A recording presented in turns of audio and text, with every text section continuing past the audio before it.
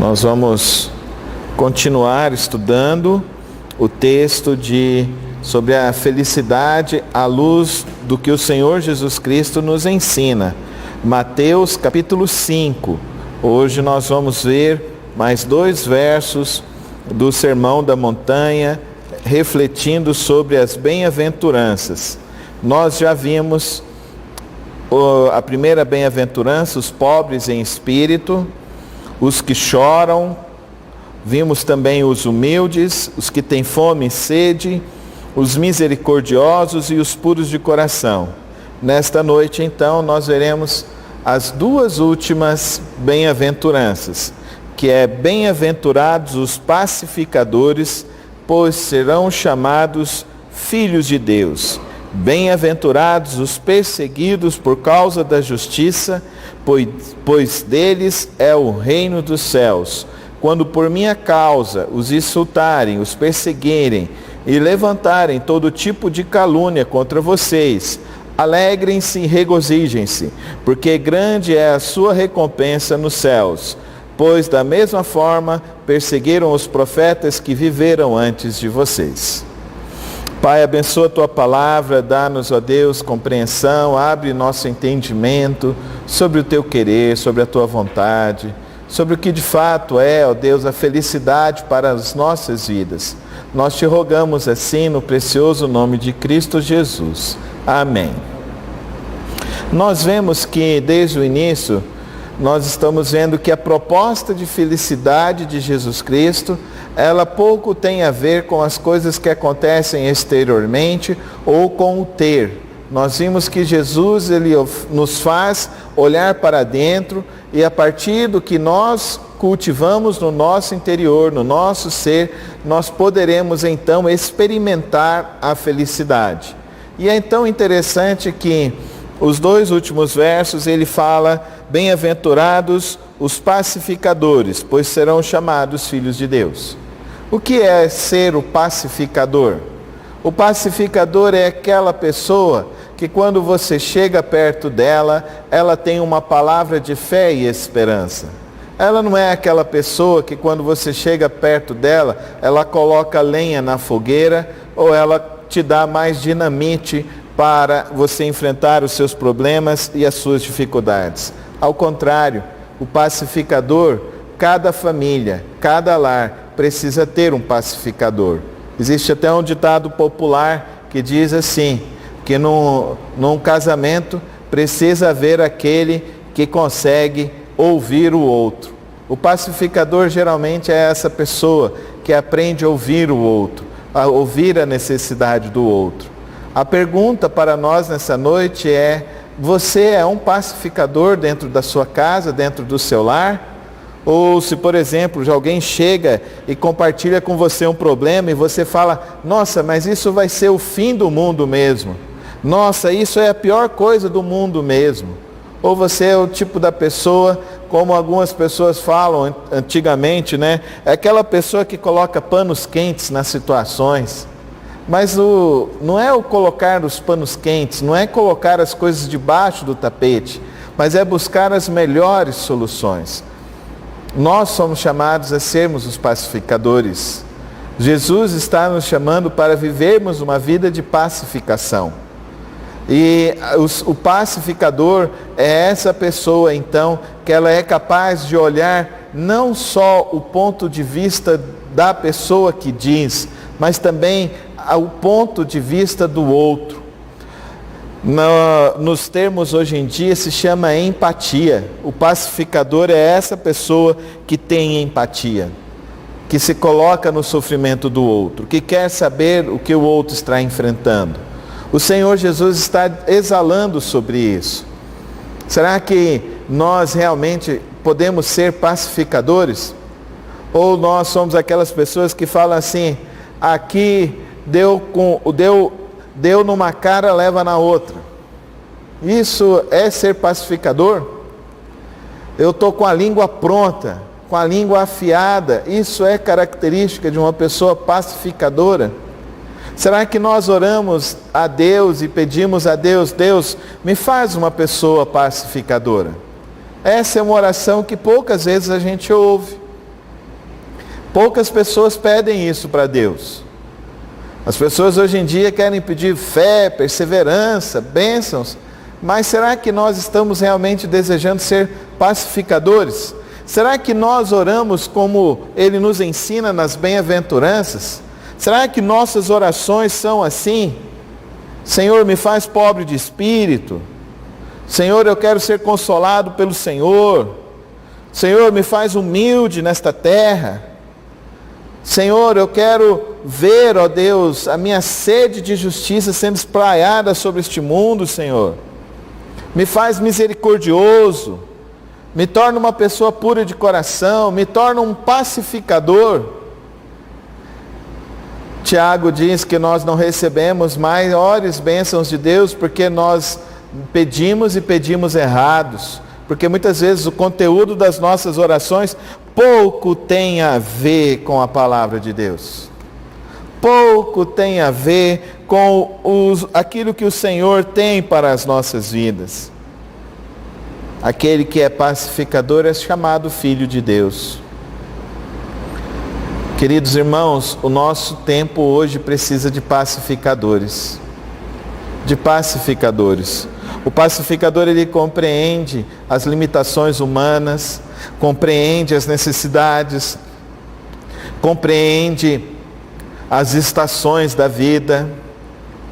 Eu quero dizer para os irmãos que o verdadeiro pacificador é um sábio, é alguém que aprendeu a viver a vida, sabendo viver os seus dias, porque aprendeu a contar os seus dias com o Senhor, aprendeu a contar cada dia, cada momento com o Senhor.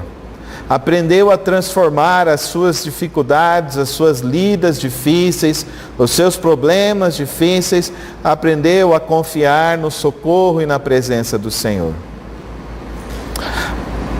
A segunda característica desta noite é uma característica que também ninguém ora para isso.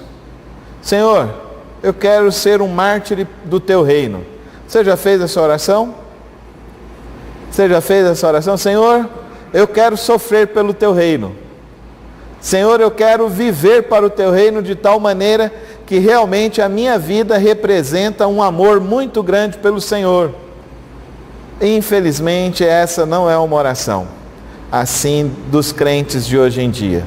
Os crentes de hoje em dia são crentes consumidores, são clientes de um sistema religioso. As pessoas vêm para a igreja porque elas não querem, de fato, aprender a ser como Jesus Cristo. Elas querem ser bem assistidas, bem atendidas, para terem os seus desejos, os seus deleites resolvidos.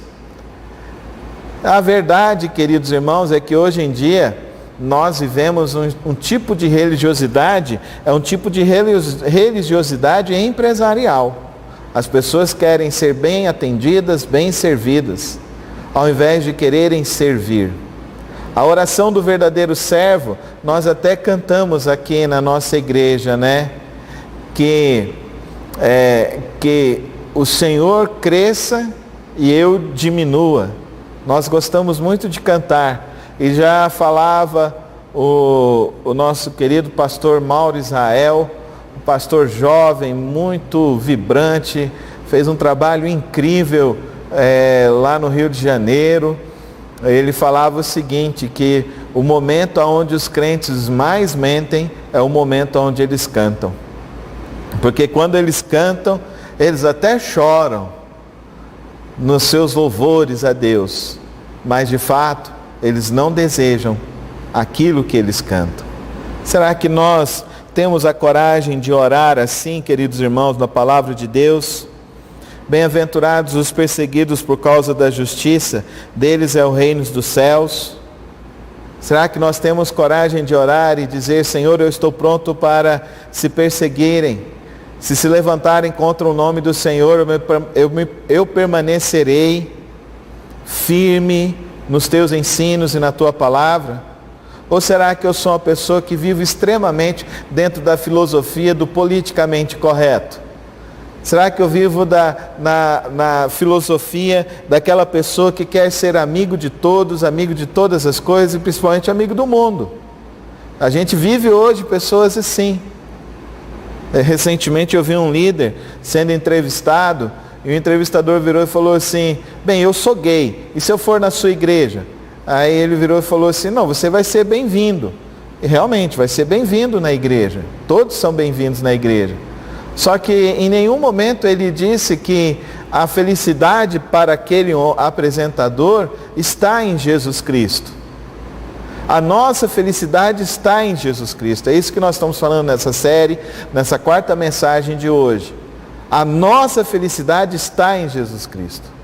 Não está naquilo que nós desejamos, não está naquilo que nós queremos, mas está na pessoa do Filho unigênito de Deus, Jesus Cristo.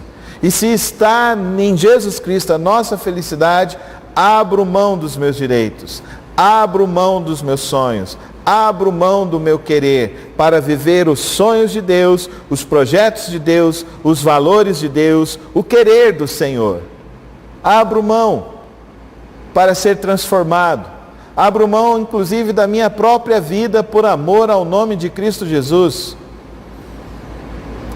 Acho que cada um de nós se lembra daquela cena chocante, daqueles nossos irmãos que estavam ali numa praia, eles estavam amarrados e os seus inquisidores daquele grupo extremista, realmente extremista, o ISIS, foram lá e cortaram o pescoço deles.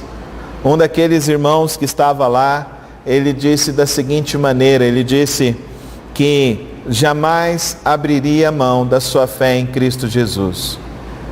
E uma das famílias deu uma entrevista para uma rádio depois de algum tempo, e eles falaram que ele disse assim: meus queridos irmãos, minha família, não neguem a Jesus Cristo, não neguem a Issa, que é Jesus Cristo, não neguem a Jesus Cristo. Queridos irmãos, existe o tempo de hoje, nós estamos aí vendo mais um sinal da volta de Cristo. Nós estamos vendo aí mais um sinal. Estamos no meio da pandemia, estamos no meio da quarentena, de um isolamento social. Agora nós estamos vendo uma praga de gafanhotos passando pelas nações, que passaram em outras nações, que estão passando, que está chegando no Brasil, mais um sinal da volta de Cristo. Será que nós realmente desejamos viver a felicidade de Cristo Jesus, ou nós estamos em busca do nosso pote de ouro no final do arco-íris?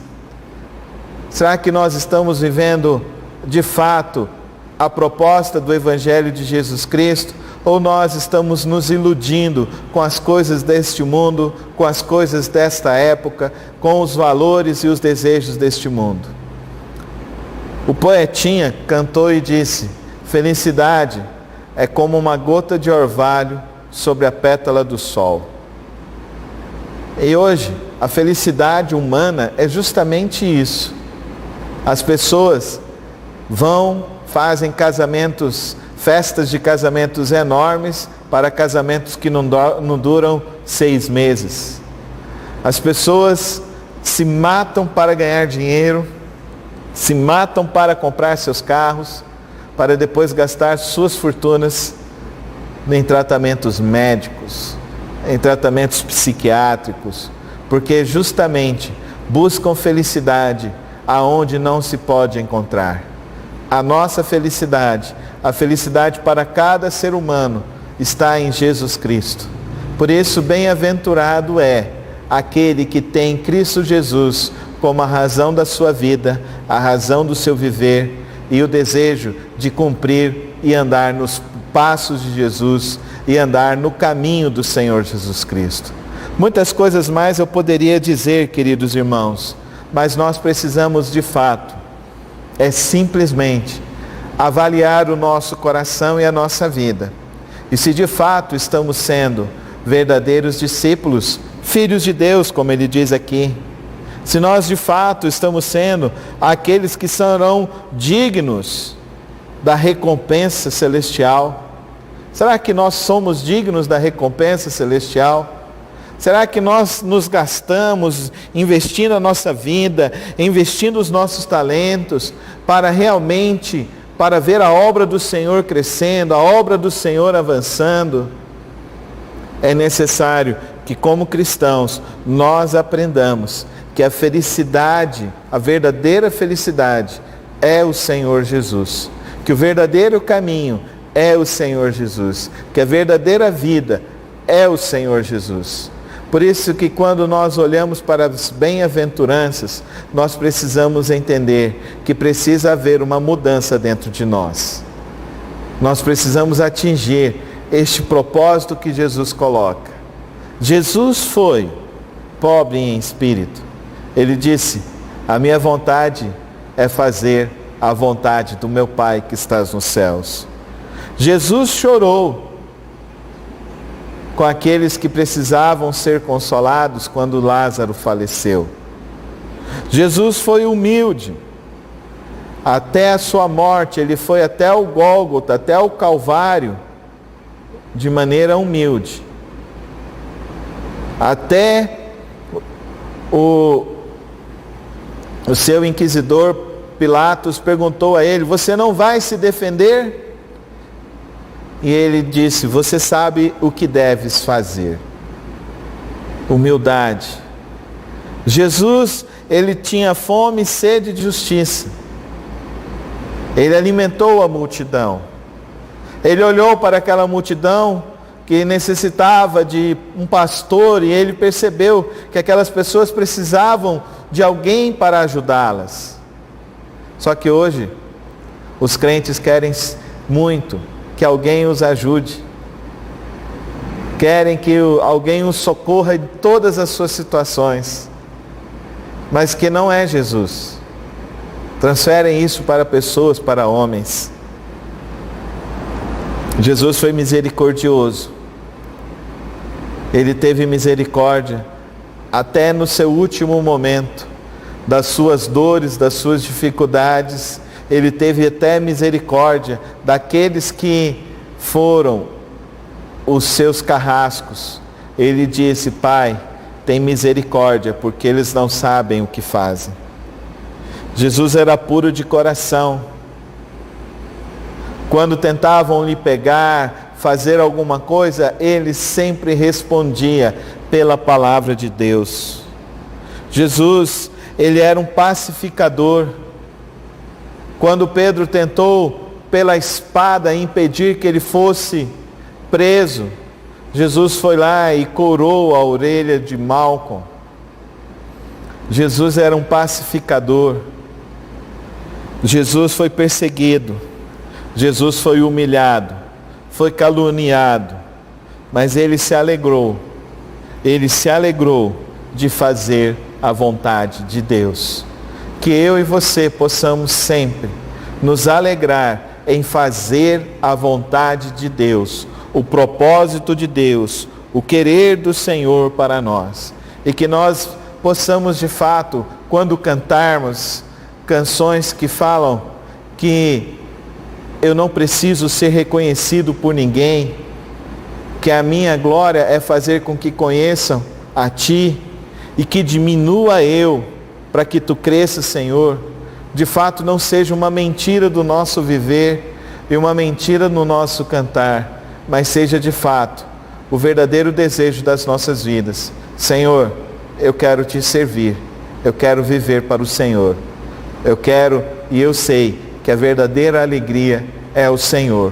O meu verdadeiro prazer é o Senhor. Queridos irmãos, eu vi que essa pandemia trouxe várias lições para nós.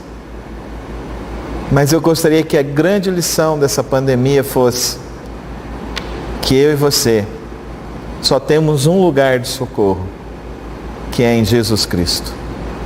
Se nós aprendermos isso, sairemos pessoas muito melhores do que quando iniciou todo esse processo de pandemia. Mas se nós realmente colocarmos nossas vidas e confiarmos em Jesus, andarmos com Ele, vivermos para Ele, queridos irmãos, a nossa alegria sempre será o Senhor, a nossa força será sempre o Senhor. o nosso socorro sempre virá do Senhor. Por isso, que a nossa alegria seja Jesus Cristo. Que você possa falar isso, orar isso e pedir a Deus: eu quero a felicidade do teu reino, que vem do teu coração, para a minha vida, para a minha família, para a minha igreja. Vamos orar assim? Vamos ficar em pé, irmãos? Vamos pedir, vamos fazer essa súplica ao Senhor, o nosso Deus, nessa hora. Senhor, eu te peço agora, ó Pai, que o Senhor nos torne homens e mulheres verdadeiramente fiéis ao Senhor, que te amam, ó Deus, de todo o coração, e que a nossa alegria seja de fato o Senhor. Que nós aprendamos, ó Deus, como teu servo, o apóstolo Paulo disse, que aprendeu a viver, Senhor, em toda e qualquer circunstância. Que nós, ó Deus, possamos realmente dizer que a nossa alegria, independente de qualquer circunstância, é o Senhor, é o teu Filho. Toma as nossas vidas em tuas mãos.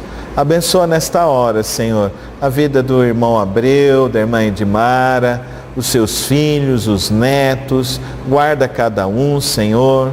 Pedimos também pela vida do irmão Osmani, pela vida da irmã Delice, os seus filhos, que o Senhor esteja a guardar, a abençoar, ó Deus, a cada um deles.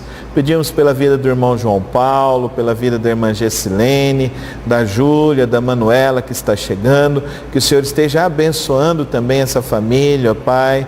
Te agradecemos pela irmã que está nos visitando nesta noite. Colocamos a sua vida, a sua família diante do Senhor.